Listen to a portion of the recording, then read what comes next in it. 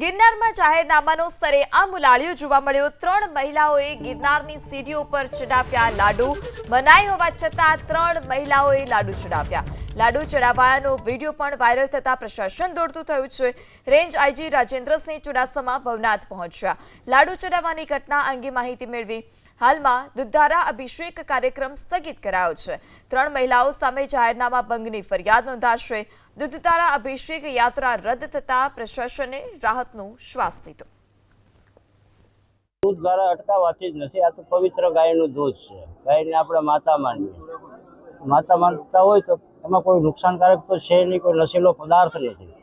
નકર એવું મને કાલો દૂધ છે એ નશીલો પદાર્થ છે, તો ખરી રીતે તો આ યાત્રા અટકાવવી ન જોઈએ। પૂજાની સામગ્રી મેં હમણાં થોડી વાર પહેલાં જ વાત સાંભળી કે જાય છે, તો આ જવા દેવી જોઈએ। આ અને જાહેરનામાનો ભંગ નથી કરતા ને, શાંતિથી જાય છે, નથી સૂત્રોચ્ચાર કરતા, શાંતિથી આરામથી જાય છે, તો જવા દેવા જોઈએ। આ વિષય ઉપર દરેક સનાતનીઓને સહમત થવું જોઈએ। આજનો મારો કાર્યક્રમ સ્થગિત રાખવામાં આવ્યો છે, કારણ કે આવી રીતનું વાતાવરણને જે કંઈ જાણ્યું મેં તો બધાનું માન રાખીને સ્થગિત રાખવામાં આવ્યું છે। આગળ પછી અમારે જોયું જાય છે, આગળ અમારી પ્રશાસન બીજા શું કહે છે બધાય। કાર્યક્રમ શું હતો બાપુ? કાર્યક્રમ દૂધ ધારવાડી હતો અમારે, ક્યાં સુધી? છે દત્ત શિખર સુધી હતું, અચ્છા, પછી તો ત્યાંથી પછી શેષાવન સુધી ત્યાં પૂર્ણાવતી। તો અત્યારે સ્થગિત હું કામ રાખવામાં આવ્યું? સ્થગિત આ બધા પ્રશાસનનો રોકી દીધા અમને। પહેલી વખતે રજિસ્ટ્રેશનની એક પ્રોસેસ શરૂ કરી છે।